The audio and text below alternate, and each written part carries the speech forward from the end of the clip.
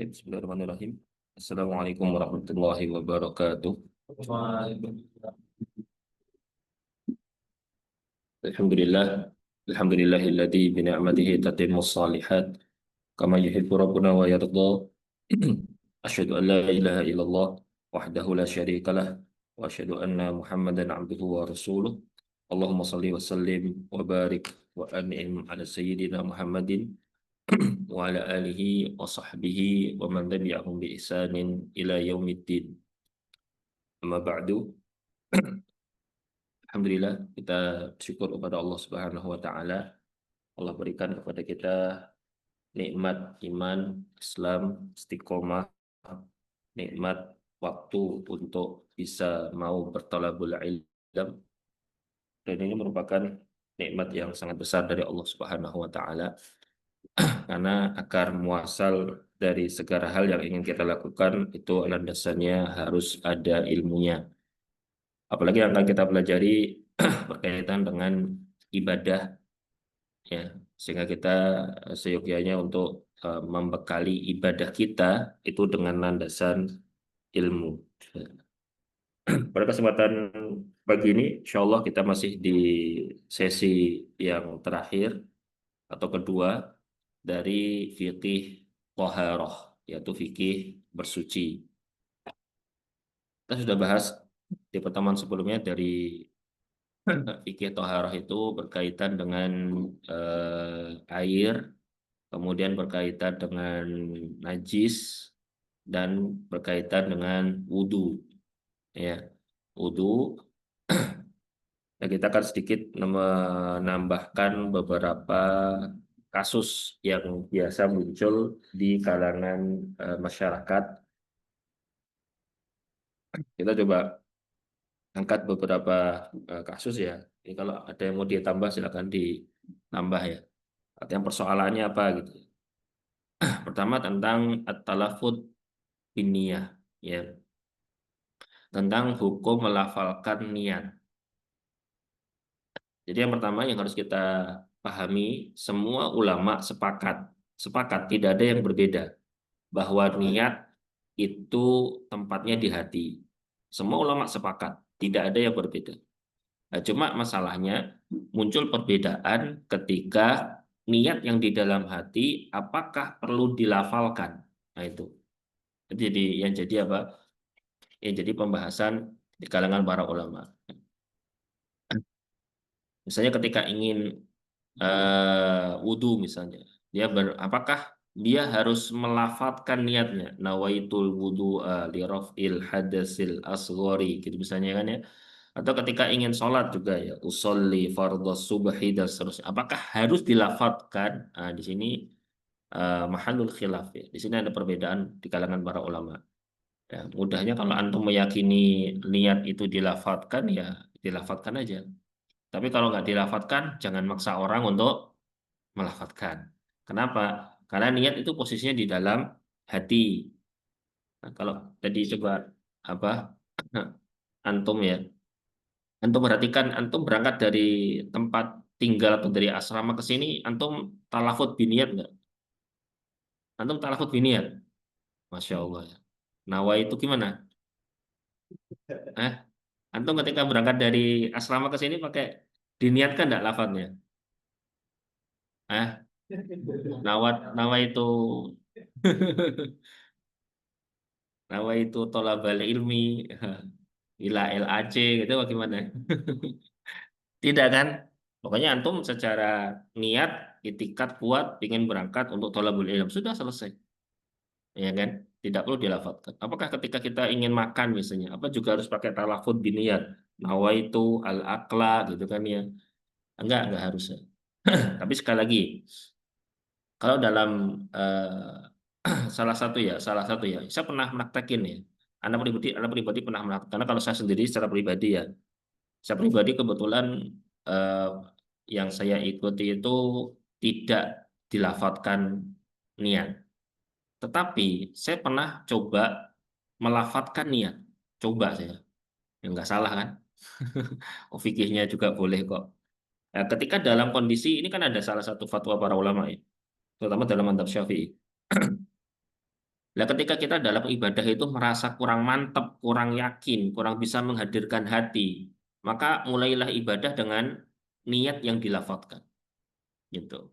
Saya coba itu subuh apa sholat ya, nawaitu, waktu itu nggak salah sholatnya sholat maghrib apa ya, nawaitu fardol maghribi gitu ya. Saya coba lafadzkan itu. Dan ternyata ya jadi bisa lebih fokus ya dibandingkan pas datang kayak tergesa-gesa gitu kan, sampai di masjid kemudian ngos-ngosan apa gimana, fokusnya mulai hilang, nggak siap hati ini untuk hadir di dalam ibadah sholat. Maka kemudian saya coba talafut biniat sesuai saran para ulama itu, dan itu ternyata lebih bisa membuat kita bisa lebih fokus ya. Baik. Berikutnya yang kedua tentang hukum membaca basmalah sebelum berwudu. Hukum baca basmalah sebelum berwudu, di sini di antara dua ya. Sebagian ulama memandangnya itu wajib, sebagian memandangnya itu sunnah. Jadi tidak usah memaksakan terlalu berlebihan. Jadi yang mau membaca basmalah ketika wudhu, fadol silahkan ya. Kalau tidak ya tidak masalah. Nah, kemudian beberapa yang sering ditanyakan adalah yang ketiga ini. Hukum melafalkan doa di setiap gerakan. Ada nggak bacaan-bacaan di setiap gerakan? Ada tidak? Saya nggak tahu ya. Ini kok kenapa muncul pertanyaan seperti ini? Apa dulu diajari sama gurunya apa gimana? Saya nggak tahu. Saya coba cari di beberapa referensi ya. Beberapa referensi kitab-kitab fikih dari empat madhab. Ya, qadarullah ya. Sependek yang saya baca, saya nggak dapati adanya lafat-lafat khusus di dalam gerakan-gerakan wudhu. Ya, tapi kan saya pernah dapati itu ada orang itu wudhu. Wudhu itu ketika sudah cuci muka, gini kan, kemudian ketika dia membasuh tangan, astagfirullah. Terus wudhunya diulangi dari awal.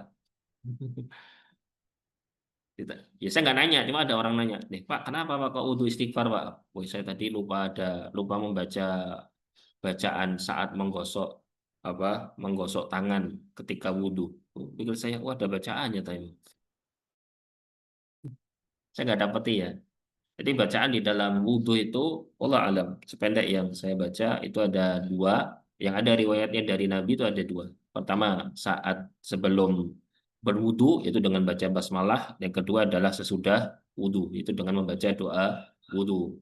Jadi ada dua ya. Selebihnya, wallah alam, saya tidak mendapati itu. Karena ini harus harus ada. Kalaupun itu fatwa ya, misalnya saya tidak tahu apakah ada fatwa ulama yang mengatakan itu ada gerakan, ada doanya gini-gini ya. Kalau fatwa ulama itu sifatnya tidak mengikat. Ya, fatwa ulama antum terima boleh, antum nggak terima boleh. Ya, kalau saya sendiri secara pribadi mengikuti apa apa yang dicontohkan oleh Rasulullah Shallallahu Alaihi Wasallam. Begitu juga dengan hukum memisahkan air berkumur dan istinsyaq. Ya, jadi kalau dalam aturannya harusnya ya sesuai dengan aturannya itu air kumur dan air istinsak itu satu kali ambil ya. Jadi bukan kumur sendiri terus biasanya kan kita dapat itu orang kumur kemudian ambil kemudian dimasukkan ke atas gini. Pernah kan? Dua kali ambil air maksudnya. Dua kali ambil air. Satu untuk kumur khusus, kedua untuk istinsak, ya kan? Antum gitu juga nggak? Dua kali gitu. Kalau yang riwayat Sauban, yang riwayat paling utama dalam bab wudhu ya satu kali aja, satu kali ngambil air itu untuk antum saya silakan coba ya. Antum ambil air, ini contoh dari para masyayikh ya. Ketika wudhu itu, antum ambil air, setelah ambil air, antum kumur ambil sebagian, kemudian ini tangan angkat ke atas. Itu sudah kayaknya sudah istinsak, sudah langsung masuk istinsak itu. Jadi kita kumur, kemudian tarik ke atas. Nanti. Coba aja. Antum pernah coba gitu nggak? Belum pernah. Ah, nanti silakan dicoba ya. Itu langsung pasti ada air yang masuk ke bagian apa dalam bagian hidung kita itu ada. Langsung dikeluarkan istinsyar gitu. Nah, harusnya tuh gitu. Nah, sekarang ketika mengambil air dua kali, bagaimana hukumnya? Nah, itu. Harusnya para ulama mengatakan mubah, boleh saja, tetapi itu bukan bagian sunnah. Sunnahnya adalah satu kali ambil air. Kemudian hukum menyela-nyelai jari tangan, kaki, dan jenggot. Ya, tangan ini di sela-sela ya, jangan sampai di sela-sela jari tangan. Kalau tangan jari-jari tangan mungkin insya Allah kita anu ya, insya Allah kita apa jalani ya. Tapi kalau jari-jari kaki ini kadang-kadang. mau ribet, ya kan? Harus apa? Gosokin tengah-tengah, disela-selai satu-satu, gini. Mau ribet kan? Nah, biasanya kan cuma kerannya dibuka, ya, kakinya diputar-putar aja di bawah keran, celing, celing, celing, celing, celing, celing, celing, nah, selesai.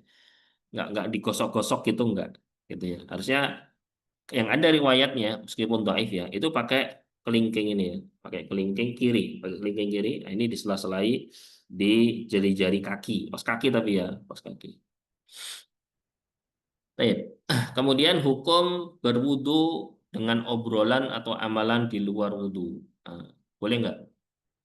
Di tengah wudu terus ngobrol.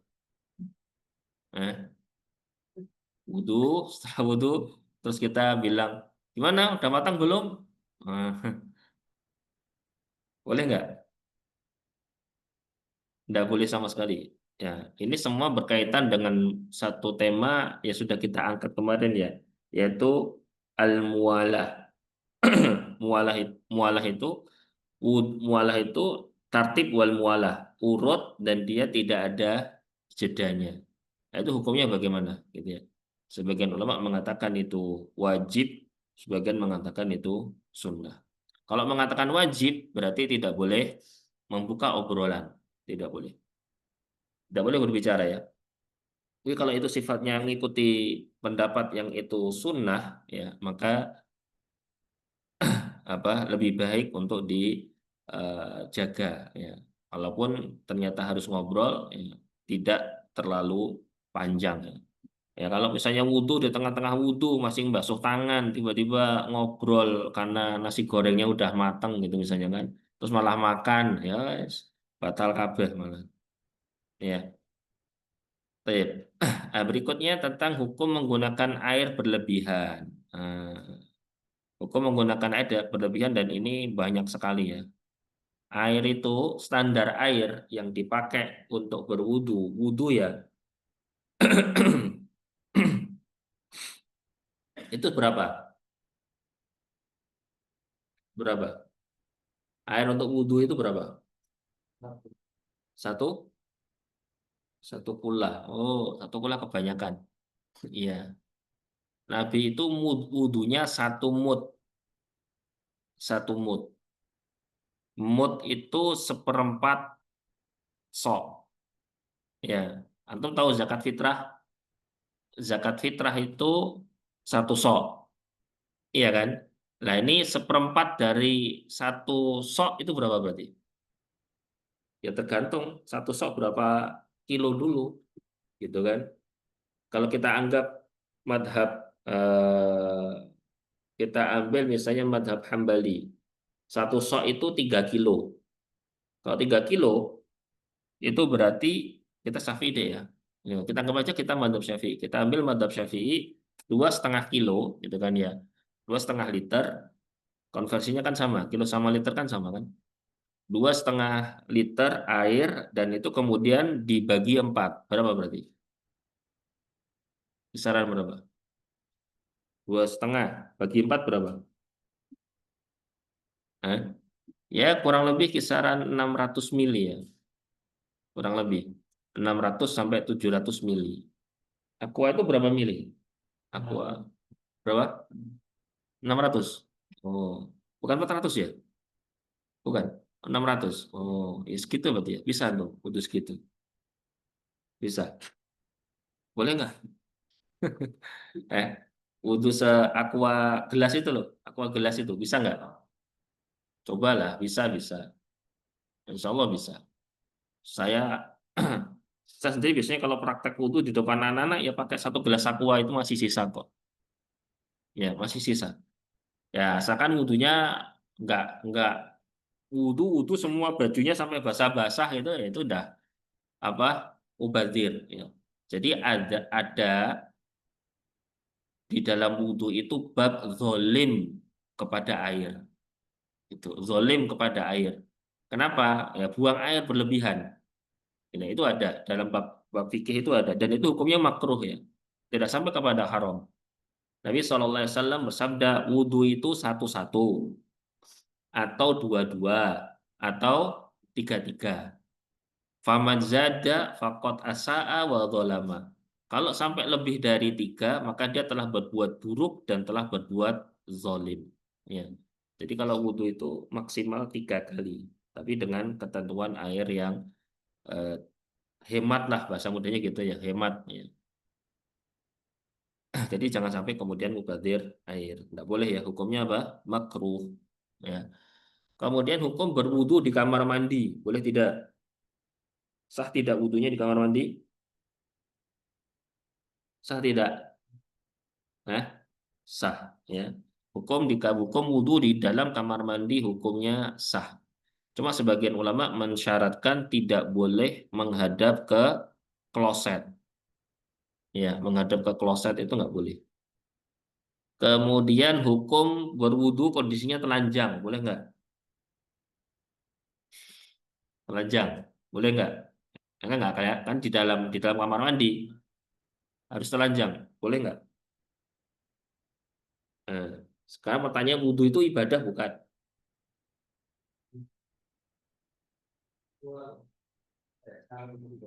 Ya, maksudnya masuk karena dia syarat untuk ibadah. Oke. Termasuk kategori ibadah nggak?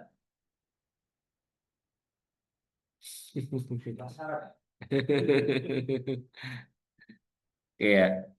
Nah, jadi kalau wudhu dalam telanjang ya, wudhu dalam kondisi telanjang, kalau kita bicara hukum, maka sah. Ya, secara hukum sah. Cuma secara adab ya kurang ajar aja. Ya. Ya kan? Nah, mungkin ada beberapa bapak-bapak ya jamaah kaum muslimin yang di kamar mandi misalnya di kamar mandi masjid kemudian ketika wudhu ya keluar dari kamar mandi kemudian wudhunya di tempat wudhu itu lebih bagus ya meskipun kalau kita bicara hukum ya, hukum hukum itu sekali lagi hukum itu levelnya itu tidak sampai di level akhlak itu levelnya di atas hukum ya. Jadi kalau orang bicara dari arah hukumnya ya hukum boleh sah ya karena nggak ada syaratnya tidak ada syarat wudhu harus pakai pakaian nggak ada syarat wudhu harus di luar kamar mandi itu nggak ada gitu makanya kemudian hukum eh, di kamar mandi ataupun dalam kondisi telanjang itu secara hukum boleh meskipun kurang beradab ya kurang berakhlak kepada apa ibadah ini ya.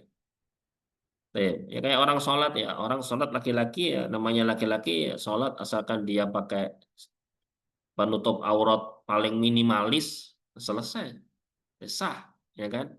Orang sholat dia nggak baca apa-apa cuma baca Al-Fatihah doang sama ikut gerakan jendat-jendit bacanya Al-Fatihah saja sah nggak? Ya sahnya sah. Ya. Tapi dia yang minimalis itu tadi dia. Ya. Allah Allah. Ini udah selesai kita anggap selesai ya. Kalau ada yang mau dibicarakan bisa ditambahkan ya. Nah, sekarang kita masuk kepada fikih yang lain yaitu fikih tentang mandi janabah, mandi junub.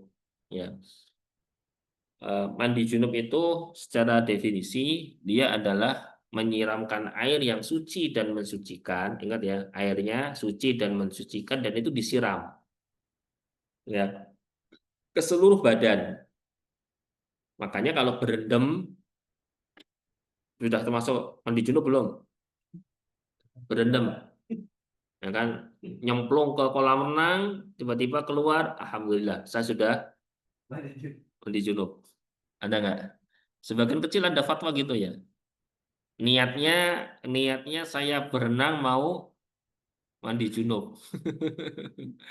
Masuk, keluar basah semua sudah hadang junubnya. Selama air itu mengalir masih nggak apa-apa ya. Tapi kalau air menggenang nggak boleh. Airnya menggenang misalnya di bathtub gitu misalnya ya. Berendam di bathtub kemudian keluar itu tidak boleh. Dan mayoritas para ulama, jumhur ulama tidak memperbolehkan itu. Jadi harus disiram, kemudian airnya suci dan mencucikan, kemudian seluruh badan yang kena harus basah semuanya, bahkan sampai di rambut kepala. Rambut-rambut kepala ini semua harus basah. Tapi dengan tata cara yang ditentukan dan syarat ketentuan yang berlaku. Hal-hal yang menyebabkan seseorang wajib mandi, apa itu? Pertama adalah keluarnya air mani dalam kondisi apapun. Kalau air mani itu keluar, maka dia wajib mandi. Abu Hanifah, Imam Malik, dan Imam Ahmad mengatakan jika mani keluar tanpa syahwat, contohnya apa? Contohnya kecapean. Satu, kecapean. Dua, berada di musim dingin. Karena faktor dingin itu bisa kemudian keluar mani. Nah, dia kan tanpa syahwat, nah, maka kata beliau tidak wajib mandi. Ya, kalau Imam Syafi'i, fatwa beliau, Imam Syafi'i sendiri ya, itu wajib mandi dengan syahwat ataupun tidak. Ya. Jadi air mani itu tidak mesti keluar eh, dalam kondisi mesti harus pakai syahwat, nggak mesti ya, nggak mesti. Ya. Saya pernah ditanya masalahnya juga. Ada salah satu murid itu tanya, dia tuh kalau kecapean, dia tuh biasanya ketika tidur nanti malam ketika bangun itu mesti basah gitu. Padahal dia nggak mimpi apa-apa. Ya. Ini karena faktor kecapean, mungkin apa itu hormonnya apa gimana nggak tahu Allah alam. Kemudian hukum air mani yang keluar setelah mandi. Nah, jadi ketika mandi sudah keluar air mani, kemudian dia mandi, kemudian selesai mandi, air maninya keluar lagi. Apakah harus ngulang?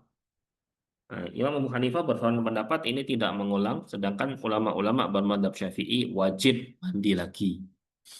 Keluar ya mandi lagi. Yang benar yang mana ini? Wallah alam ya. Silakanlah pilih yang mana ya. Tip. Kemudian air mani keluar, sedang dia tidak bermimpi. Ya, bagaimana hukumnya? Air maninya keluar, tapi dia nggak mimpi apa-apa. Perasaan cuma gelap tiba-tiba bangun. Lah kok malah basah, gitu ya? Gimana ini? Eh, maka di sini ijma para ulama itu wajib mandi, ya wajib mandi. Sebagaimana jika seseorang bermimpi dan tidak melihat mani, maka tidak wajib mandi. Seseorang mimpi, nah mimpinya tentang lawan jenis gitu misalnya ya, tapi nggak keluar mani, ya tinggal wajib mandi. Makanya ketika orang tidak bermimpi apa-apa, tapi kok malah keluar air mani, maka wajib mandi. Taib. Itu kemudian bab berikutnya adalah jima, ya. Jima ini khusus untuk yang sudah berkeluarga, ya. Inzal ataupun tidak, ya. Inzal itu artinya ditumpahkan atau tidak, itu tetap sama saja, wajib mandi. Kemudian haid dan nifas, ya. Haid dan nifas itu juga termasuk wajib mandi. Selesai dari haid, selesai dari nifas, maksudnya ya, maka wajib mandi. Mandinya bukan mandi biasa, tapi mandinya mandi janabah. Kemudian orang kafir yang mau bersyahadat, dia orang kafir mau bersyahadat. Apakah wajib mandi sebelum syahadat? Nah, dalam madhab Hanafi dan Syafi'i mengatakan tidak wajib, tetapi dianjurkan. Ya. Dalilnya apa? Dalilnya sahabat-sahabat yang masuk Islam di awal nggak disuruh mandi sama Nabi. Nah, gitu. Jumlahnya kan banyak yang masuk Islam dan itu tidak diwajibkan untuk mandi. Tapi dalam mazhab Maliki dan Hambali itu wajib mandi. Ya. Baik. Well, gimana nih orang oh, dia masih orang kafir kok. Lah orang kafir kok belum tahu tata cara mandi junub gimana? Ambil sahnya saja, diambil sahnya saja, biar tidak terlalu ribet. Terakhir adalah memandikan jenazah. Ada yang pernah memandikan jenazah? Nah, memandikan jenazah, seseorang setelah memandikan jenazah, di sana ada riwayat yang menyebut bahwa ketika seseorang setelah memandikan jenazah, maka dia dianjurkan untuk mandi. Gitu ya. Kalau orang memikul jenazah, disyarat dihasung dianjurkan untuk wudhu. Ya, ada riwayatnya, tapi riwayatnya dhaif ya. Riwayatnya lemah. Nah, ketika seperti ini silahkan ya. Mau mandi silahkan, mau tidak juga silahkan. Tapi kalau yang disampaikan oleh para ulama ya, itu juga yang saya rasakan ya. Habis memandikan jenazah itu rasanya itu badan apa? Lemes ya. Memandikan jenazah itu badan rasanya lemes banget. Ya bukan ya selain memang capek ya, capek ya. Gimana nggak capek, wong apa harus mutar sana, muter sini gitu kan? Atau udah pernah praktek kan jenazah? Nah, kalau hidup hidup masih enak loh hidup, beneran. Karena hidup itu cek iso apa si mayatnya bisa ikut bantu gitu loh ya. Kanan yang mayat itu agak bantu ke kanan gitu kan. Ke kiri mayatnya ya serong ke kiri. Mayatnya bisa membantu ya. Tapi kalau benar-benar jenazah beneran itu kan benar-benar harus kita tahan, nggak boleh jatuh, nggak boleh kasar, gitu. Harus pelan-pelan dan capek ya. Perasaan saya capek. Makanya ketika mandi itu jadi segar lagi. Allah alam. Kemudian tata cara mandi. Tata cara mandi ada dua. Mandi junub yang sebatas sah dan mandi junub yang sempurna. Adapun yang sebatas sah, maka dengan niat dan mengguyur seluruh kulit dan rambut secara merata. Udah selesai. Ini madzhab Maliki, Syafi'i, dan Hambali. Ya. Jadi kalau misalnya tadi, kalau orang mau masuk Islam, kemudian mau syahadat, suruh mandi junub, gimana ini? Suruh mandi besar kalau bahasa orang ya, nggak tahu mandi kecilnya kayak mana mandi kecilnya. Kan bedanya cuma di niat aja sih sebenarnya, ya kan? Bedanya cuma di niat aja. Maka kemudian ketika apa pilih sebatasnya saja, ya seperti mandi biasa, seperti mandi biasa, tetapi keberadaan niat itu wajib. Ya, keberadaan niat itu wajib bahwa wudunya adalah lirafil hadasil akbar, kan ya, untuk menghilangkan hadas besar. Tapi kalau dalam madzhab Hanafi itu nggak pakai niat nggak apa-apa. Dalam madzhab Hanafi ya, yang penting semua kulit dan rambut itu basah, nggak mesti harus pakai niat. Ya. Tapi kalau jumhur mengatakan harus pakai niat. Ya.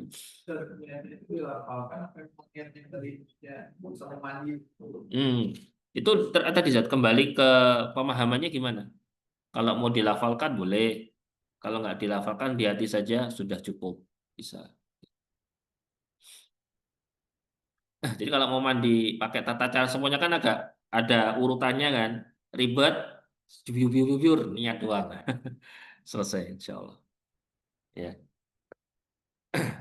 niatnya di apa ya? Kalau di dalam kamar mandi ya di dalam kamar mandinya, kalau ya di dalam kamar mandi maka ya tidak perlu dilafalkan ya. Kalau mau dilafalkan maka sebelum masuk kamar mandi. Karena ada lillahi ta'ala itu ya. Ada penyebutan lafaz Allah. Nah, kalaupun tata cara mandi yang sempurna itu pertama niat, kemudian basmalah. Di dalam kamar mandi gimana? Nah, basmalahnya di batin nggak apa-apa. Kemudian mencuci kedua tangan, ya mencuci kedua tangan, kemudian menghilangkan kotoran yang ada, bisa dengan sabun atau yang lain. Kalau dalam riwayat yang lain itu ada bunyi tangan kiri ini mencuci maaf kemaluan. Tangan kiri mencuci kemaluan, kemaluan dibasuh dan dicuci dengan tangan kiri sebanyak berapa 3 kali siraman. Kemudian tangan kiri kan kotor ini, iya kan? Nah, kotor kemudian dikasih sabun misalnya, nah gitu. Karena kan tempat keluarnya mani harus dibersihkan. Nah, ketika sudah pakai sabun, kalau zaman Nabi nggak pakai sabun ya, zaman Nabi pakai tanah, ya tanah. Atau ada tanahnya? Nggak ada. Keramik ada, tapi keramiknya yang kering tapi ya. Keramik basah nggak ngefek, gitu ya. Nah kalau keramik kering nggak ada, tembok, bisa nggak tembok ya? Nah, kelihatan nih, wah temboknya kok basah ini, ada cap tangan ini, wah tanda ini. Tembok boleh sih, kalau tembok bolehnya boleh. Ya, tapi kalau pakai sabun sudah, kalau pakai sabun juga boleh. Jadi setelah basmalah, cuci tangan, kemudian gunakan tangan kiri untuk mencuci kemaluan diguyur 3 kali. Tangannya kan kotor nih lagi, maka kemudian dibersihkan lagi. Baru setelah itu berwudu, wudu biasa. Jumhur ulama mengatakan kakinya nggak usah. Jadi sampai di kepala dan telinga. Kaki nggak usah. Setelah itu selesai, kemudian ambil air lagi, masukkan air, kemudian sela-selai rambut kepala 3 kali. rambut kulit ya, kulit kepala ini harus basah semua, disela-selai makanya. Disela-selai semua, kalau ada jenggot berarti jenggot juga. Nah, setelah itu mengguyur kepala 3 kali. Sudah, kepala diguyur 3 kali. Kanan, kiri, tengah. Ya, jadi guyurnya pakai gayung, kanan dulu, kiri, tengah, biar sempurna. Gitu ya. Setelah itu baru badan. Badan diguyur sebelah kanan, kemudian badan diguyur sebelah kiri. Udah beres semua, kemudian tempat kita berdiri tadi geser dikit, mau ke kanan, ke kiri, ke depan, belakang silakan geser, kemudian cuci kaki, selesai. Nah, ini tata cara mandi junub ya, yang sempurna. Ya. Nah, kan ada geser-gesernya kan memang agak sedikit ribet ya, agak sedikit ribet sih memang ya. Tapi ya ini sempurnanya seperti ini, bukan ribet ya. Memang tata caranya seperti ini. Kami kalau misalnya mau pakai yang eh, sah saja ya boleh, nggak apa-apa. Allah alam. Berikutnya, saya disuruh ya. Jika berkumpul dua hal yang wajib mandi, gimana? Contohnya dia apa contohnya? Contohnya misalnya gini, misalnya seperti hari ini misalnya. Kalau ini nggak wajib ya. Eh, Contoh aja lah, kita ambil fatwa. Kita ambil fatwa bahwa mandi Jumat itu wajib. Ya, kebetulan kalau saya pribadi memang fatwa ngikuti fatwa wajib ya. Kalau saya pribadi ya, mandi Jumat itu wajib. Ada. Cuma mandinya kapan? Nah, mandi mandi itu asal mandi wajib Jumat itu secara fikih itu pokoknya setelah terbit matahari. Saat terbit matahari jam 7 misalnya jam 8 nah kita mandi junub itu nanti nggak usah mandi nggak apa-apa tinggal wudhu saja boleh ya. Tapi mayoritas ulama ya mayoritas para ulama fatwanya memang sunnah ini. Kalau saya ngikuti yang wajib. Eh, Misalnya tadi mandi Jumat wajib kemudian ihtilam. Ihtilam itu mimpi basah. Jadi gimana ini? Di hari Jumat siang-siang tidur bangun-bangun basah. Dua ini kan. Nah, maka dalam fatwa Imam Abu Hanifah, Imam Malik, Imam Syafi'i dan Ahmad ini mandinya cukup 1 kali saja. 1 kali saja. Dalilnya apa? Nah, dalilnya adalah riwayat dari Ummahatul Mukminin yaitu dari istri Nabi Bunda Aisyah radhiyallahu taala anha. Nabi alaihi salatu wasallam itu pernah dalam satu waktu menggilir semua istrinya 9 dalam satu malam dengan 1 kali mandi. Itu pernah 1 kali mandi saja. Kemudian kalau fatwa Imam Ibnu Qudamah madhab Hambali, jika meniatkan hanya satu saja ya maka yang lain sudah tercover. Jadi niatnya satu saja, yang kira-kira yang urgent yang mana, gitu ya. Yang urgent yang mana, maka dia niatkan itu nanti misalnya kalau ikhtilam mandi basah nanti mimpi basah, dia niatnya niat yang mimpi basah saja, kemudian nanti eh, berikutnya dia sudah tercover mandi Jumatnya. Oh ini yang tadi ya, tata cara mandi sempurna ini. Udah nih, berarti eh, mandi junub sudah selesai. Ada yang mau dibicarakan apa? Langsung masuk tayamum aja ini. Tayamum aja ya. Bisa dipaham? Ada yang ganjal nggak? Nggak ada ya. Gimana sih? Tadi kan Rasulullah ini ya, hubungan dalam satu malam. Hmm. Nah, berarti memang misalnya ini sudah buka ya. Oh iya. Misalnya kita berhubungan nanti berarti nggak perlu nanti wajib lagi ketika misalnya selanjutnya akan berhubungan lagi gitu. Dalam satu malam. Iya. Wudhu tapi. Tapi Nabi mandinya 1 kali. Cuma di antara satu istri ke istri yang lain itu Nabi wudhu. Nah, gitu. Dan bagi orang Arab itu ya karena sebagian kayak hadis-hadis seperti ini ya, ya ini kan hadis-hadis ya, hadis-hadis dalam kamar ya, tentang dalam kamar ya. Itu sebagian ustadz nggak berani menyampaikan ya karena dianggap dianggap tabu ya. Padahal bagi apa? Bagi laki-laki ya, bagi laki-laki terutama orang-orang Arab ya, itu bisa satu malam 9 itu kuat itu berarti. Itu laki-laki kuat itu. Berarti Nabi orangnya kuat. Nah, wallah alam. Karena pernah nyampain hadis gini ini ditegur ya. Antum nyampain gini nih, hadis gini nih. Lagi mana mau ini hadis kok? Saya nggak boleh.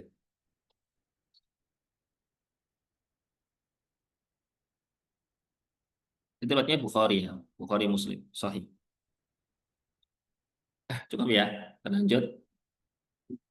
Yang bab tayamum itu. Ini saya biasanya ngopi-ngopi ya. Saya kopi gitu. Lah, katanya orang ke edit ini. Nggak kehapus. Ini sama ya kayak yang sebelumnya ya. Sekarang masuk ke tayamum. Katanya agak agak agak jelimet panjang memang ini. Ya pelan-pelan. Tayamum. Tayamum secara definisi itu adalah mengusap wajah dan kedua tangan dengan tanah yang mensucikan dengan tata cara khusus yang disertai dengan niat. Ya, jadi harus ada niatnya ini. Nah, niat juga sama ini. Kalau masalah apa tayamum lebih spesifik lagi nanti kita bahas ya. Tentang rukun tayamum pertama adalah niat. Itu lebih spesifik dan harus apa definitif, nggak bisa global itu nggak bisa, harus jelas. Nanti kita bahas. Berikan kepada umat ini. Nah, jadi syariat di umat lain tidak ada. Tayamum hanya ada di syariat umat ini dan ini menjadi khosais untuk umat ini. Menjadi ciri khas dari umat ini. Itu salah satunya adalah tayamum. Kemudian ada pembangunan masjid. Tempat ibadah itu pada zaman sebelumnya, di umat sebelumnya itu nggak bisa sembarangan bangun. Gitu. Kalau kita sholat di mana saja selama tempatnya suci nggak masalah kan. Makanya bangun masjid dimanapun kan nggak masalah. Gitu ya. Mau sholat di jalan kayak, mau sholat di mana kayak gitu ya. Nggak masalah. Kemudian syariat tayamum turun pada saat kepulangan dari perang Bani Mustalik. Ya, berarti tahun 5 ya. Tahun 5 Hijriah kurang lebih, 5 apa 6. Jadi tayamum itu turun ketika pulang. Ceritanya, Anda udah pernah dengar ceritanya ini? Jadi ketika pulang dari perang Bani Mustalik, melelahkan, capek. Nah, ketika pasukan sudah bersiap untuk kembali melanjutkan perjalanan, qadarullah. Bunda Aisyah kehilangan kalung, gitu ya. Bukan masalah kalung ini, kalung itu bukan. Ini kalung minjem, gitu ya. Minjem dari istri Nabi yang lain. Kalau nggak salah Bunda Saudah. Ya. Nah, gimana ceritanya ini? Akhirnya gimana? Wah, ribet. Semua orang pada nyari di mana kalungnya Bunda Isah ini mana dicari itu, dicari itu ya. Sampai ya sampai nggak ketemu. Sampai sampai kemudian apa Abu Bakar itu menghampiri tenda Nabi, posisi Bunda Aisyah sedang duduk, Nabi kepalanya di pangkuan Bunda Aisyah. Karena Nabi sedang istirahat, Bunda Aisyah itu diciwel karo bapaknya. Abu Bakar kan ayahnya. Ente ini gimana sih? Gara-gara kalung ente ini.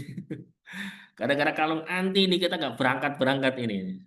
Ya, akhirnya ya wes lah, pasrah lah berangkat ya. Nah, sampai di kondisi pasukan di situ beberapa waktu sampai persediaan airnya habis. Terus datang waktu sholat. Gimana ini? Nah, turun syariat tayamum. Mulai turunnya di situ. Falam tajidu ma'an fatayammamu sha'idan thayyiban. Sudah selesai tayamum, sholat berangkat. Nah, ketika berangkat ya Masya Allah. Ternyata kalungnya Bunda Aisyah itu di bawah onta yang ditunggangi sama Bunda Aisyah. Ini mungkin cara Allah ya. Cara Allah untuk menurunkan syariat tayamum. Itu kurang dari orang Bani Mustalik. Kemudian syarat wajib tayamum itu ada balik, ada mampu menggunakan tanah. Jadi kalau orang-orang yang nggak bisa menggunakan tanah, kriterianya bagaimana nanti dibahas ya. Itu nggak ada kewajiban. Kemudian kondisinya hadas. Hadas itu artinya dia itu sudah batal. Sucinya, wudhunya itu sudah batal. Jadi kalau misalnya kita sudah wudhu, wudhunya belum batal, nggak ada air, maka nggak wajib tayamum. Nggak ada kewajiban tayamum. Kemudian waktu. Nah, untuk waktu ini para ulama berbeda pendapat ya, apakah dia syarat atau rukun. Ya, jadi waktu itu yang dimaksud adalah sudah masuk waktu sholat. Ya kan, kita misalnya mau sholat asar, mau sholat asar, belum masuk asar, tapi kita dalam kondisi tidak ada air. Udahlah, sebelum asar ini tak hayamum dulu lah, nggak boleh. Harus sampai datangnya waktu terlebih dahulu. Baik. Berikutnya tentang oh ini. Apakah tayamum itu sebagai ganti dari wudhu dan mandi junub atau hanya wudhu saja? Nah, ini ada khilafiyah ya. Di sini ada perbedaan pandangan pendapat di kalangan para ulama ya. Sesuai dengan ayatnya ini ya. Kalau kita lihat arah bahasa Arab, dari arah bahasa Arab, permasalahannya itu adalah apakah tayamum itu hanya sebagai ganti wudhu saja atau tayamum itu bisa untuk ganti wudhu dan untuk ganti mandi junub. Orang ketika junub kemudian nggak dapat air, apakah kemudian dia bisa tayamum? Gitu. Gitu ya. Nah, kalau antum perhatikan ini surat Al-Maidah ayat 6 ya. Ini temanya tentang itu. Nah, di sini ada khilafiyah di kalangan para ulama. Sebagian ulama memandang bahwa tayamum itu hanya untuk wudhu saja. Tapi sebagian besar para ulama mengatakan bahwa mandi junub itu bisa diganti dengan tayamum juga. Ya kan? Wallah alam. Sini ada khilafiyah ya. Karena nggak berani jelasin karena memang ini masuknya masuk atof-atof itu. Antum pernah belajar belum dalam bahasa Arab atof? Pernah? Oh, satu orang aja. Oke ya. Jadi kalau kita bicara ini ya, nah, ini ada kalimat falam tajidu ma'an fatayammamu dan thayyiba. Jika kalian tidak dapati air, maka bertayamumlah dengan debu yang baik. Nah, ayat ini, kalimat ini, falam tajidu ma'an, kalau kalian tidak dapati air, maka bertayamumlah. Ini diletakkan setelah mana? Setelah kata la mastumun nisa. La mastumun nisa itu artinya kalian menyentuh wanita. Madzhab Syafi'i menyentuh wanita itu memang sentuhan. Makanya ini hanya untuk ganti wudhu saja, karena cuma nyentuh saja. Sedangkan beberapa ulama lain itu memahami la mastumun nisa itu bukan arti sentuhan sesungguhnya. La mastumun nisa adalah kinayah dari jima. Kalau jima itu berarti hadas besar. Kan gitu. Berarti ketika ini ya, ketika dia apa eh, buang air hadas kecil, kemudian jima hadas besar, ya kan? Kemudian tidak dapat air maka tayamum. Ya kan jadi bisa dipahami ya. Nah, tinggal sekarang memahami kata lamas tumunisa diartikan apa. Nah, gitu. Mudahnya gitu aja lah. Baik. Nah, sekarang rukun tayamum. Pertama adalah niat. Apakah tayamum itu menghilangkan hadas atau hanya membolehkan seseorang untuk sholat? Jumhur berpendapat tidak menghilangkan hadas. Madzhab Hanafi berpendapat menghilangkan hadas. Ya. Bisa difaham nggak ini? Jadi misalnya kalau misalnya kita mau sholat nih, tapi kita sudah batal misalnya, kita sudah kentut, tapi kita tidak dapat air dan datang waktu sholat, maka kita bertayamum, ya. Nah, tayamum ini itu bisa menghilangkan hadas tidak? Artinya tayamum yang kita lakukan untuk sholat duhur itu apakah juga bisa kemudian membuat kita tidak usah untuk berwudu untuk sholat asar? Paham nggak? Jadi tayamum itu hanya membuat orang untuk boleh sholat atau fungsi tayamum itu bisa menghilangkan hadas. Apa? Boleh sholat atau menghilangkan hadas? Boleh sholat saja. Itu madhab jumhur. Madhab Hanafi itu bisa menghilangkan hadas. Makanya kalau sampai mengatakan nawaitu tayammuma li raf'il hadath, ini nggak bisa. Gitu. Aku niat tayamum untuk menghilangkan hadas. Secara hukum tidak bisa dalam versi pandangan jumhur ulama, gitu ya. Lo lantas gimana niatnya? Niat yang tayamum gimana? Niatnya adalah istibahah lis sholat. Nawaitu tayammuma bistibahah lis sholati. Gitu ya. Lillahi ta'ala. Jadi tayamum tidak bisa menggunakan kata lirafil hadas menurut jumhur ulama. Tapi dalam fikih Hanafi itu bisa. Dalam fikih Hanafi, karena kalau sampai menghilangkan hadas, misalnya nih, kalau misalnya sampai menghilangkan hadas, maka ketika nanti masuk sholat berikutnya dan dia belum dapat air, maka dia tidak usah tayamum. Nggak usah. Kenapa? Karena hadasnya sudah hilang. Gitu loh ya. Paham nggak? Gimana? Satu kali tayamum, satu kali sholat. Dan itu nanti ditakyin. Diusahakan untuk ditakyin. Takyinnya adalah sholatnya sholat apa? Ya, nawaitu tayamuma listibahati fardid duhri. Misalnya gitu ya. Itu nggak masalah. Atau fardi sholatid duhri, itu juga nggak masalah. Jadi harus dijelas gitu. Ini. Kenapa? Karena kalau hadasnya itu hilang, berarti dia suci. Ya, misalnya kita habis sholat subuh, kemudian kita tidak ke kamar mandi, tidak buang angin, kemudian sampai sekarang, maka kita kondisinya sekarang adalah suci. Kita ini sekarang suci, gitu. Nah, karena kondisi suci, misalnya ya, kita mau kemudian nanti misalnya sholat syuruk sekarang misalnya, maka nggak usah pakai wudhu. Tapi kalau tayamum nggak bisa. Karena apa? Karena tayamum itu bukan menghilangkan hadas, tetapi hanya sebatas boleh untuk melakukan sholat. Gitu ya. Apakah tayamum bisa untuk ibadah wajib dan sunnah sekaligus? Jawabannya, boleh nggak? Wajib dan sunnah sekaligus, boleh nggak? Iya, wajib dan sunnahnya. Boleh nggak? Misalnya saya tayamum untuk boleh sholat duhur, wajib duhur. Nah gitu kan. Oke. Kemudian boleh nggak sholat sunnah qobliyah dan ba'diyah duhur pakai tayamum itu tadi? Boleh nggak? Nah, Kalau niatnya diwajib, kalau niatnya diwajib, maka sunnah yang ba'diyah dan qobliyahnya bisa ngikut. Boleh, nggak apa-apa. Tetapi jauh lebih lengkap jika kita niatnya wajib dan sunnahnya. Gitu.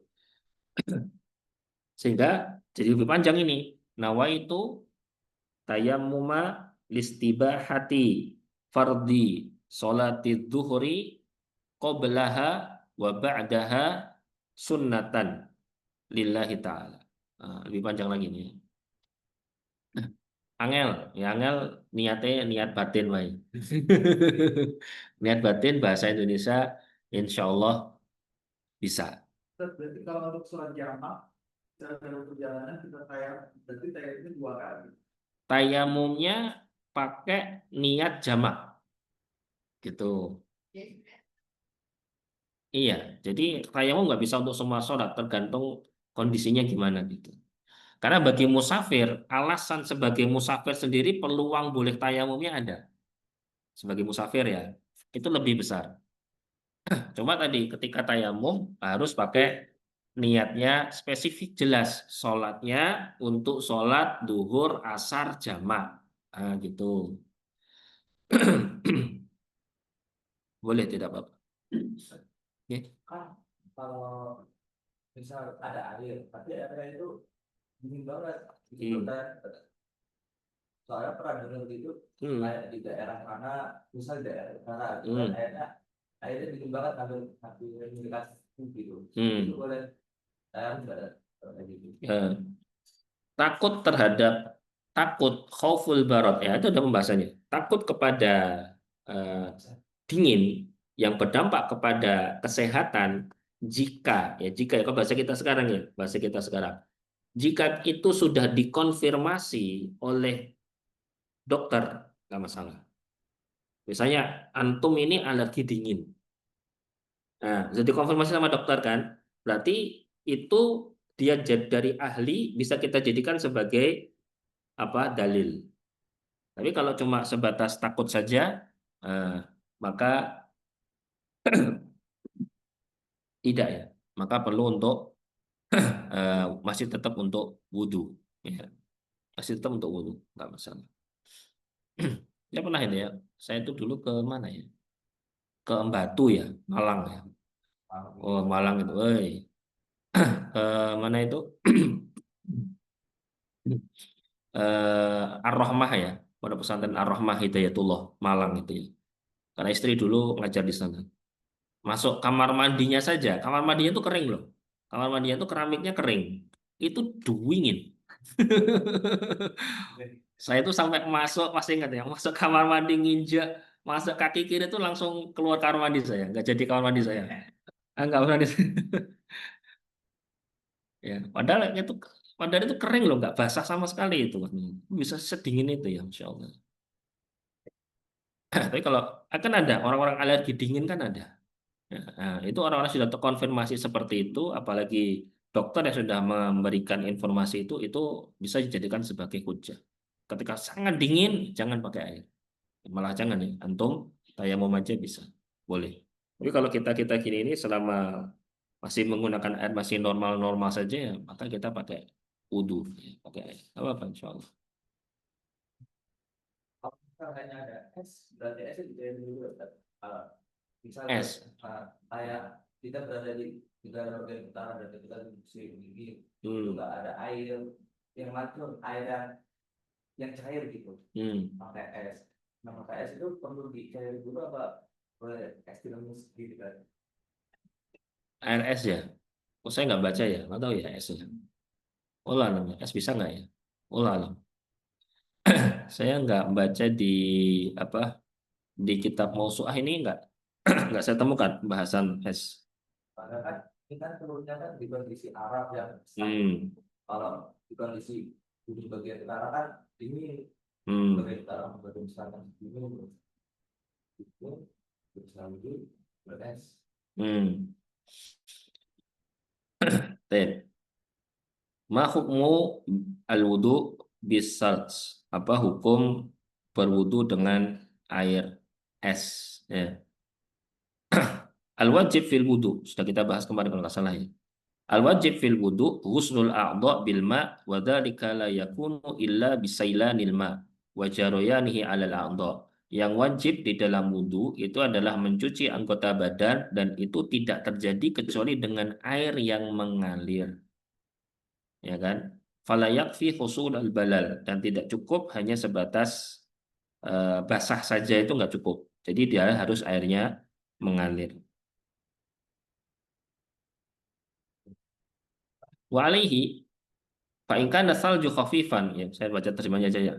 Jadi jika esnya itu es-es yang tidak terlalu tidak terlalu keras ya, dimana ketika dialirkan itu bisa langsung bisa langsung terasa aliran airnya, paham nggak? Karena kan ada es yang dibasuh, diusap itu dia nggak bisa ngalir apa-apa, cuma basah saja. Ada yang es yang kita usap itu seperti ada air yang ngalir. Nah, bedakan itu ya. Nah, kalau misalnya dia bisa ngalir seperti itu, maka sohal wudhu. Wudhunya sah, nggak apa-apa. Kalau alamnya. Tapi kebanyakan ulama membahasnya memang air dingin itu boleh. Kalau esnya itu tidak boleh. Seingat saya gitu. Allah alam. Coba nanti saya cari lagi ya. Allah alam. Karena tadi, kalau kalau kita nggak salah di materi sebelumnya ya. Saya ada nggak materi sebelumnya, Ustaz? Materi sebelumnya kayaknya kita bahas salah satu ketentuan air itu harus ngalir. Ngalirnya untuk wudhu itu airnya harus ngalir. Kalau dia padat itu nggak boleh. Allah, coba nanti saya lihat lagi. Insya Allah. Baik, 7 menit lagi nih. Mengusap tangan dan kedua tangan. Yang pertama niat, kemudian mengusap wajah dan kedua tangan. Sampai manakah batasan tangan itu? Ada 3 fatwa, ada 3 pendapat. Pendapat pertama yaitu sampai siku. Oh, sikut itu. Bahasa Jawa sikut. Tulisnya ngantuk ya. Jadi tayamum itu sampai siku. Ya, tayamum sampai siku. Ya. Kenapa? Ini seperti apa fatwa Imam Syafi'i. Imam Syafi'i mengatakan sampai siku. Kenapa? Ya karena karena tayamum pengganti wudhu, gitu ya. Maka ketika wudhu sampai siku, maka tayamum juga sampai siku. Ini kan ya. Kemudian fatwa yang kedua adalah yang wajib itu mengusap telapak tangan saja, ya, mengusap telapak tangannya saja. Jadi bagian telapaknya saja, bagian telapak sini saja. Ya. Kemudian ada yang ketiga yang wajib mengusap mengusap kedua telapak tangan dan yang sunnah itu hingga siku. Jadi sunnah sampai ke siku itu sifatnya bukan wajib tapi sunnah. Dan yang terakhir adalah sampai pundak, manakib sampai pundak. Jadi membasuhnya sampai pundak sini. Ya. Dan ini syad itu menyelisihi pendapat yang kuat, syad namanya. Masa wudhunya nggak sampai siku kan gitu kan ya? Yang wudhu aja nggak sampai pundak ya, Afan ya. Wudhu aja nggak sampai pundak, masa tayamum sampai pundak. Gimana ceritanya ini? Baik. Kemudian yang fardu itu 1 pukulan atau 2 pukulan. Untuk Hanafi dan Syafi'i itu yang fardu 2 pukulan. 1 pukulan untuk wajah, 1 pukulan untuk tangan. Maliki dan Hambali yang fardu 1 pukulan. Pukulan kedua itu sunnah. Ya. Jika ada yang menghalangi debu menyentuh wajah atau menyentuh tangan, maka wajib disingkirkan sebagaimana wudhu ya. Nah, bagaimana hukum menyela-nyelai tangan saat tayamum? Ini hukumnya juga sunnah. Madzhab Hanafi dan Maliki hukumnya wajib. Jadi dibaca, kan dibagi kan saja kalian. Jadi biar langsung dibaca. Kalau yang tayamum saya eh, tulis agak lebih lengkap ya daripada yang mandi. Rukun tayamum. Rukun tayamum. Pertama tertib. Yang udah tadi ya, niat mengusap wajah. Sekarang tertib. Hanafiyah Malikiyah tertib saat wudhu tidak wajib, tetapi sunnah. Karena yang wudhu hanya mengusap saja dan sampainya anggota badan yang terkena debu atau tanah. Syafi'i tertib dalam bertayamum ini saya. Tertib dalam bertayamum itu wajib. Mazhab Hambali tertib dalam bertayamum itu wajib di hadas kecil dan tidak wajib di hadas besar. Ya, itu berarti harus tertib. Berarti harus wajah dulu, baru tangan. Ya kan? Wajah dulu, baru tangan. Wajahnya sampai mana wajahnya? Ya sampai wajah. Wajah itu sampai mana bitus syar ya? Sampai tempat batas tumbuhnya rambut ini. Nah, ini namanya wajah. Ya. Terus diusahakan diusap semua. Sela-selai juga. Ya, supaya dapat sunnahnya. Kemudian mualah. Mualah itu tanpa jeda. Jadi harus urut dan segera tanpa dikasih jeda. Para ulama berbeda pendapat sebagaimana perbedaan mereka dalam bab wudhu. Ya. Nah, sekarang udzur apa saja? Udzur alasan apa saja yang membolehkan seseorang untuk tayamum. Bagi musafir yang memiliki air sedikit boleh tayamum.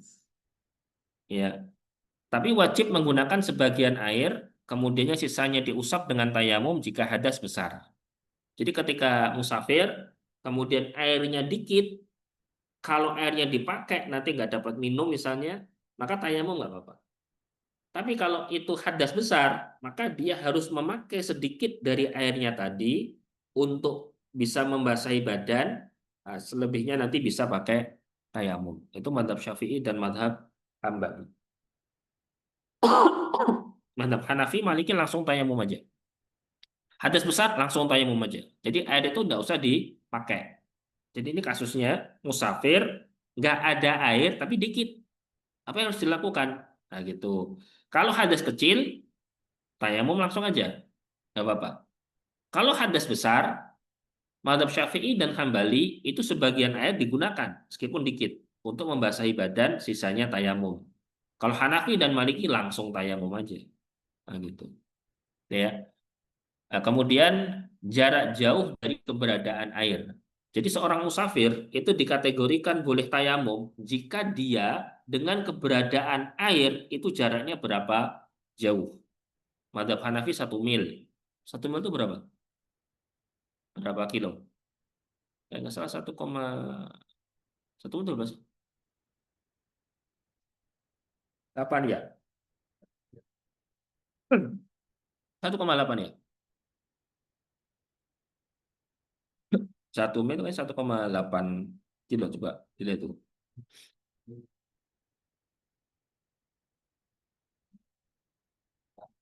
Oh 1,6. Madhab Hanafi 1,6.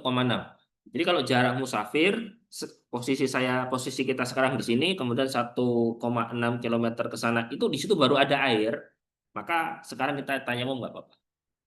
Kalau di bawah itu, maka nggak boleh tayamum. Samperin keberadaan air, pakai untuk wudhu, tidak boleh tayamum.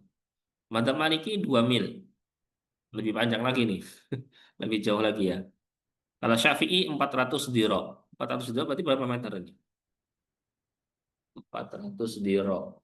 Satu diro itu kan, satu diro itu segini nih. Segini berapa meter segini? 1 meter atau setengah meter segini? Setengah. Berapa? Ya lengannya orang beda-beda kan ya. Cuma rata-rata berapa ini? Setengah ya? Anggaplah setengah.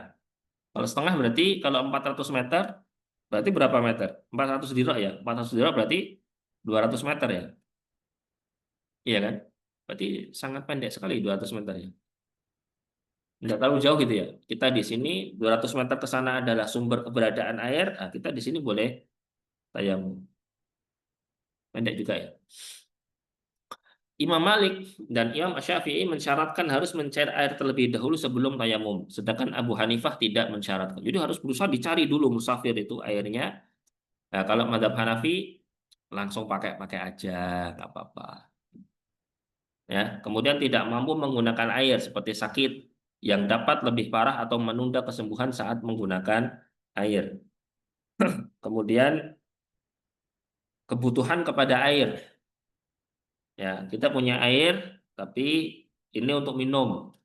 Ini kalau kita pakai untuk wudhu, kita nggak dapat untuk bisa minum. Bagaimana ini? Nah, maka boleh untuk tayamum saja. Bahkan khawatir kepada hewan sekalipun, kita punya air. Tapi hewannya dibutuh kepada air ini. Kalau dipakai untuk wudhu, nanti hewannya nggak ada asupan untuk airnya. Maka boleh untuk tayamum saja. Gitu ya. Ini pembahasan fikih ini. Jika ada najis yang harus dibersihkan dan dalam posisi hadas dan ada air, tapi hanya cukup untuk menghilangkan najis atau bersuci dari hadas saja. Apa yang harus dilakukan? Ada najis. Misalnya ada najis di baju, ada najis.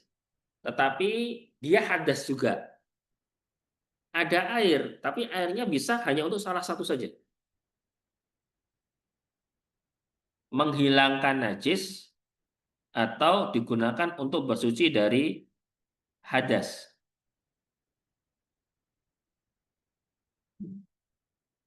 Gimana? Ya, pakai daun.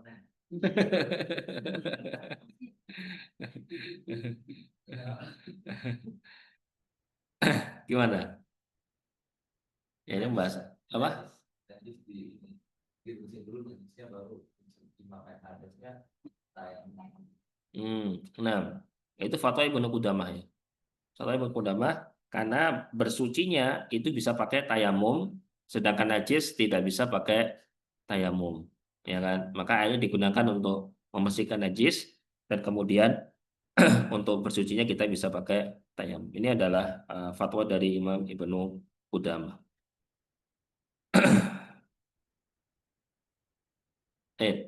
Berikutnya sudah berapa ini? Oh, satu lagi ya. Jenis tanah atau debu yang digunakan untuk tayamum. Malikiyah dan Abu Hanifah itu seluruh yang ada di atas permukaan tanah. Ya, kalau di atas tanah, nah, kalau kita keluar, asalkan tanahnya itu tanah yang tidak ada, misalnya tidak ada kotoran keringnya, ya kan, tidak ada yang basah, nah kita pakai itu boleh. Abu Hanifah tayamum boleh di semua jenis tanah yang menempelkan sesuatu atau tidak. Ya. Jadi kalau dalam sebagian mazhab itu tanah itu adalah ketika kita pukulkan tangan kita, maka ketika kita angkat ini ada yang nempel. Ini namanya tanah yang boleh digunakan untuk tayamum. Nah kalau diginiin kemudian nggak ada yang nempel, maka tidak boleh. Ya. Seperti tembok, tembok ini boleh nggak tembok? Ketika kita tempelkan ke tembok itu di tangan kita ada yang nempel nggak? Ada. Kerasa nggak? Ada yang nempel kerasa nggak? Maksudnya mahsus ya, terindra. Bisa nggak? Gantung temboknya ya? Iya sih, tergantung catnya juga sih. Makanya. Iya sih, benar. Tergantung temboknya, catnya juga ya. Iya. Ada yang memang berdebu, ada yang tidak berdebu. Bahkan sebagian tembok kan memang ada yang di kayak apa ya, kayak berminyak itu ya. Eh, itu udah nggak bisa kalau itu mah nggak bisa untuk tayamum gitu ya. Karena ada unsur airnya, minyak itu tadi. Minyak boleh nggak untuk wudhu? Langsung glowing ya.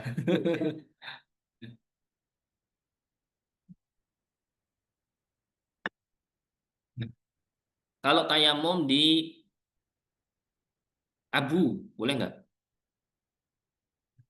Abu, abu boleh nggak untuk tayamum? Hmm? Iya, sama, mumtaz. Nggak boleh ya.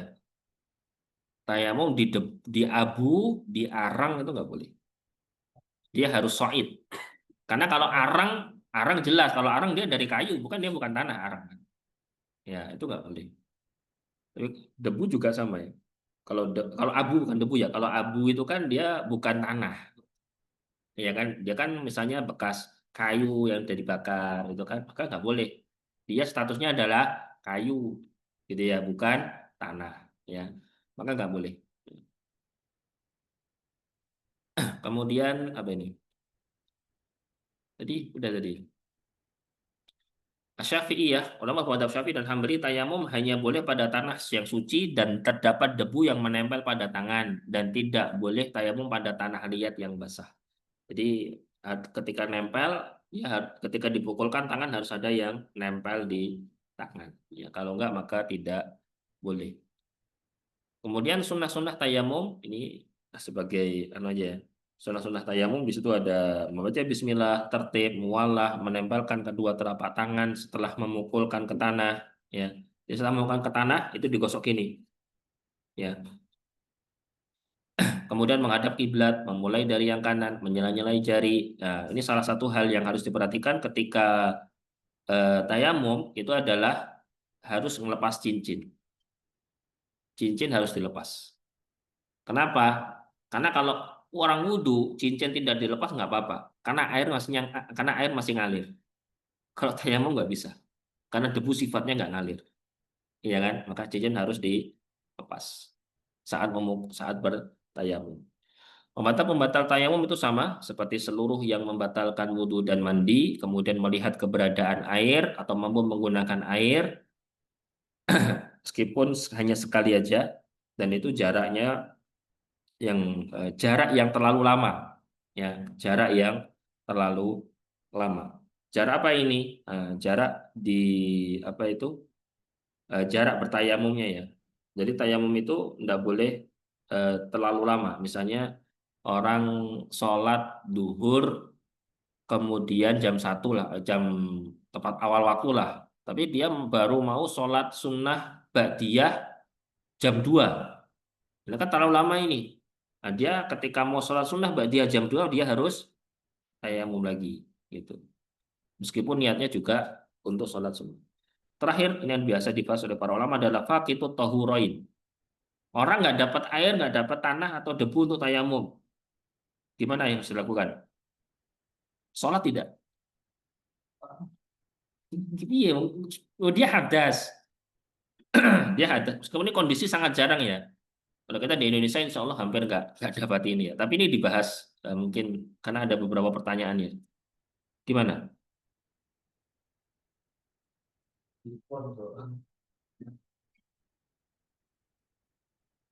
Itu jadi pembahasan memang. Ada. Contohnya di apa ya? Kayak di lab ya. Kalau dulu saya diskusi di kelas tuh kayak di lab-lab khusus yang nggak boleh ada debunya, nggak ada apa? Oh, nggak, maksudnya di lab dalam butuh waktu yang lama sehingga apa? Sehingga dikhawatirkan ini bisa keluar waktu sholat. Itu ada pembahasannya di kitab Fathul Bari ada. Dulu kita pernah bahas itu.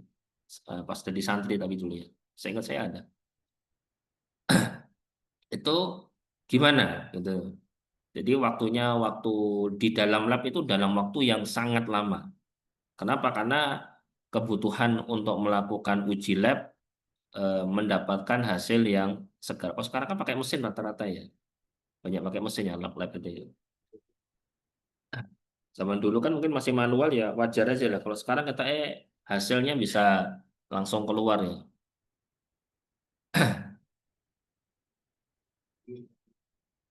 Gimana?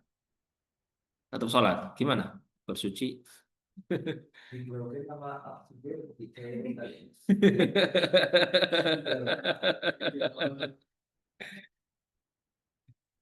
Insya Allah ya. Baik. Nah, di sini dalam bab ini dalam bab fikih.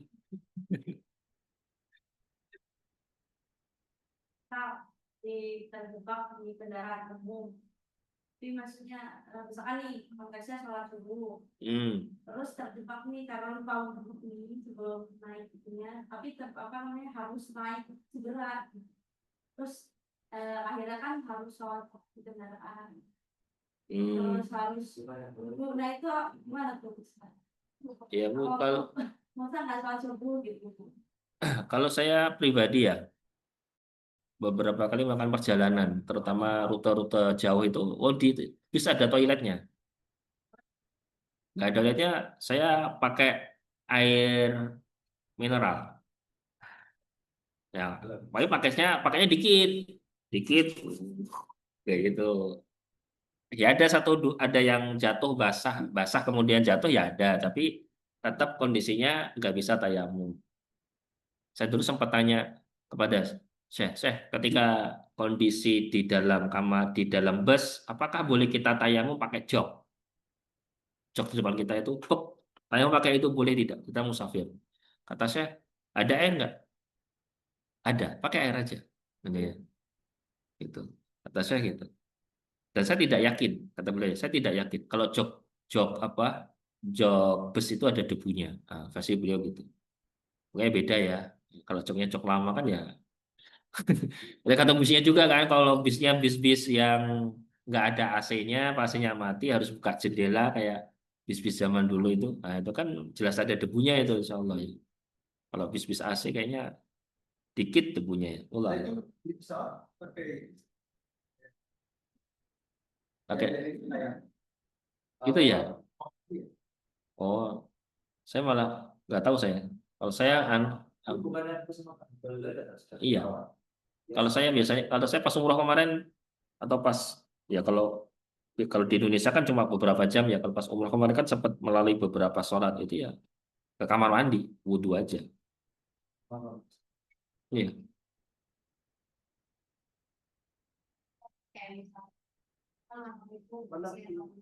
Hmm. Tapi dalam kondisi ragu. Kondisi ragu. Kenapa ragu? Akhirnya kenapa? Hmm. Ya, betul, betul, betul. Ya. Itu hal yang harus diperhatikan juga ya. Di toilet kamar mandi itu kita nggak tahu itu di bagian ya karena orang mungkin nggak paham fikih apa nggak paham tentang toharoh seringkali cipratan itu ya, kamar mandi umum itu yang harus diperhatikan ya. Kamar mandi umum itu cipratan-cipratan yang nempel di tembok lah, di mana lah, itu yang harus diperhatikan. Nah, kalau saya biasa di kamar mandi misalnya SPBU gitu ya, siram dulu semuanya, siram kabeh baru apa kita tunaikan hajatnya gitu. Kalau misalnya ragu tadi, kalau yang selama ini saya praktekkan dari Syekh tadi, ya pakai air kemasan, duduk ya, duduk gitu, ya duduk pakai air kemasan gitu, ya kan? Kalau subuh saja tapi itu pun kalau subuh saja. Kalau duhur dan asar masih ada peluang untuk dijamak. Karena konsepnya itu tidak boleh sholat di kendaraan kecuali hanya sholat sunnah. Sholat wajib harus turun. Sholat wajib tidak boleh di atas kendaraan. Kecuali jika dikhawatirkan waktunya hilang. Seperti sholat subuh. Waktunya kan pendek sholat subuh itu. Ya kan? Waktunya pendek. Nah, kalau masih di kendaraan ya bisa jadi nanti apa waktunya hilang. Kita jadi melalaikan sholat. Baik. Saya bacakan di sini fatwanya beberapa ulama tentang masalah faqidut tahurain, orang yang tidak menemukan air atau tidak mendapatkan debu. Fatwa Imam Abu Hanifah, Imam Malik itu adalah dia mengakhirkan sholat sampai dapat air atau dapat debu. Diakhirkan. Kalau sampai keluar statusnya qadha. Gitu ya. Kenapa? Karena nggak ada apa namanya, nggak ada airnya. Kemudian dalam madhab Syafi'i. Dalam madhab Syafi'i, ulama-ulama madhab Syafi'i berpendapat bahwa dia sholat sesuai keadaannya, tetapi wajib ngulang. Jadi dia di waktu itu dia lakukan, cuma dia tajibu alaihil i'adah, dia wajib untuk mengulang sholat tadi. Gitu ya. Sedangkan dalam madhab yang dipilih dalam madhab Hambali, yang ada madhab Hambali berbeda-beda. Cuma yang dipilih dalam madhab Hambali adalah dia sholat sesuai keadaannya, tetap sholat meskipun tanpa wudhu atau tanpa tayamum karena tidak ada debunya, dan la yu'id, tidak mengulang karena dia sudah sesuai dengan apa yang diatur gitu ya. Allah taala alam. Di antara tiga itu ya.